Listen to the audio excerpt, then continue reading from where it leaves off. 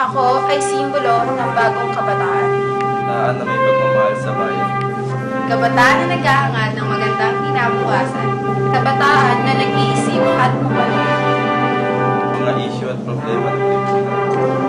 Sa agos ng bagong henerasyon, Kikilos ako kasabay ng modernong panahon. May kapatid sa kapwa ko na ako.